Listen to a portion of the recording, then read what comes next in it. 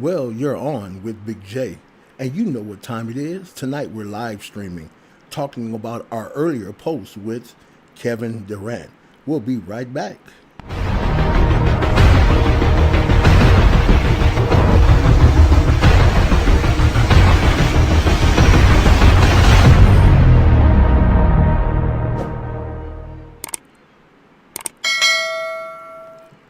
Hey, good evening. While you're on this live stream, we're going to ask you if you would subscribe to our channel. If you like the content or if you want to see something different, please subscribe to our channel. We appreciate those who do tune in and those who have subscribed and support this channel. Tonight, I want to go back and talk about what we posted earlier about Kevin Durant. I want to go back and talk about that tonight because, and I'm not using StreamYard, so I can't bring anybody else in. I would have to show you how to come into Wirecast, and I'll do that another day. So tonight I'm just going to stream by myself because I think it's important that we talk about social media but what you can do, you can comment. We'll see that. We'll see your comments. But what we want to do tonight is talk about social media and the NBA or professional sports. And I was talking about earlier as I grew up with those in professional sports, there wasn't too much closeness between the athlete and the fan. Well, because of social media now, that has completely changed. I find athletes within their narrative communicating with fans on Twitter and Instagram or just social media in period. And I believe, in my opinion, that's why Deshaun Watson got caught up because he went outside the spectrum of what an athlete should do. They should always deal with paid individuals who are licensed. And as those individuals did say about him, he's a very respectful person. But the Instagram therapist was something different. And that's why I'm coming back to Kevin Durant. Should KD be called up in talking to fans on social media? And that's one thing that, for me, I say no. For me, I say no. I think it comes to a point in your career, especially when you have won an NBA title and you have been an MVP. I think it should come to a place and a point to where you yourself are not finding yourself in position to be arguing with fans. Because what they do, trollers create a narrative because trollers want you to be involved in what they're doing. It gives them credibility. It gives them a voice in your life.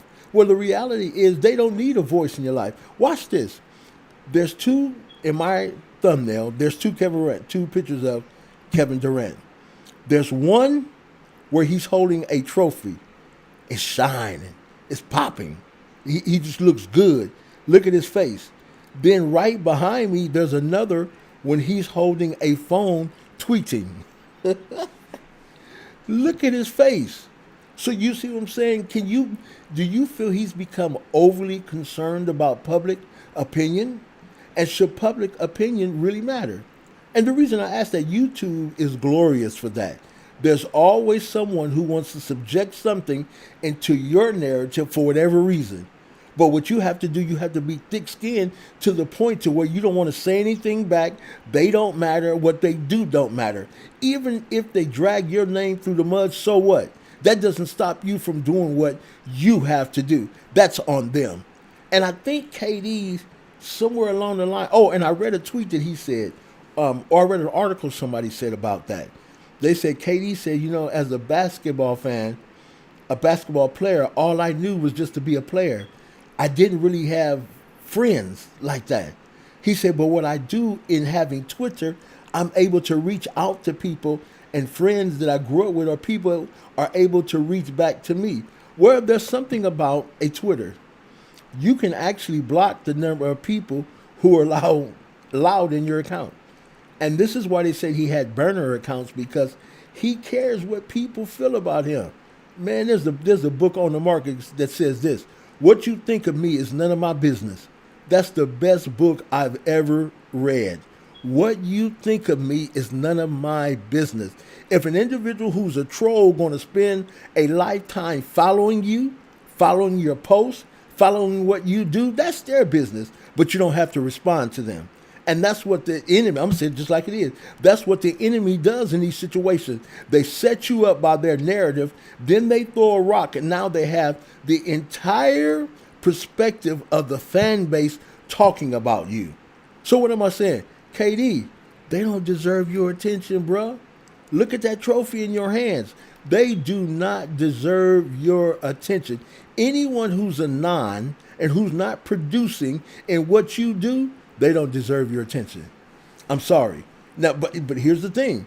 When you go to a game, now watch this. If you go to an NBA game, you cannot just walk out the stands and walk down and say, I'm a fan, I want to see Kevin Durant, let me talk to him. You will be ushered up out of that stadium quicker than you walk down. So what am I saying? There comes a time when an individual has reached a certain level that he's due honor and respect. There's some individuals on YouTube that I give nothing but honor and respect. Then there's some other individuals, they peep their hand. I could care less. You understand that? I could care less because they peep their hand. But there's some individuals, just like NBA, just like basketball. Watch this. One of the greatest young players right now, LaMelo Ball, he only gives you a percentage of what he does. And watch this. On Twitter, on Instagram, all those places, he only gives you a percentage which you are allowed to understand about him. Why? Because what he does is his job. It's his profession. It's his sport. And guess what? He could care less about what people say. And he gets that from his dad. He gets that from his brothers. Why? Now watch this. There was an old saying a long time ago when I was growing up that says, sticks and stones will break my bones, but names will never hurt me. And if you try to break my bones, we're going to have a problem. But sticks and stones may break my bones, but names will never hurt me. KD, man, you got to come out of it, bruh. You got to let people be who they are. If they're going to talk about you, let them talk. But as long as you're going out there putting up the numbers. See, here's the case, and here's what happened. Okay, you know Brooklyn Nets, right? They brung on Blake Griffin, and now they're bringing on other people to the team.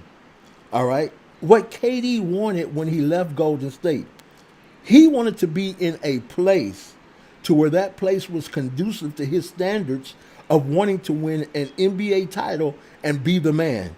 But now what you're doing, you're surrounding him with alternative players who are just as good and who's willing to put up the same numbers and the same effort. So I understood what he went through in Golden State with Steph Curry. I understood how he did make some of those shots. He did a lot. But guess who? That was Steph's team, and it all went to him. So now here we go with James Harden, Kyrie, Kevin. You just brung Blake Griffin in and a couple of other players. So guess what you just did to Blake? I mean, what you did to KD? Oh, man, here I go again. I'm about to deal with the same thing again. No way. Yeah. They just did it again. So guess what? Now him being injured, he's back in the same place in that position on Twitter, talking to individuals who will never reach or achieve his level of success. Why? Because he needs that. And I'm telling you, if it was me, I was the NBA, I would take it back to old. I would shut it down. Am I saying that from the media perspective, they shouldn't be allowed to talk to athletes? No, that's not what I'm saying. But when it comes to just average Joes who's not there to support you or help you get where you need to go, nah, let it go. Let it go. Just let it go. The reality is, who cares? At the end of the day, it's about you, your family.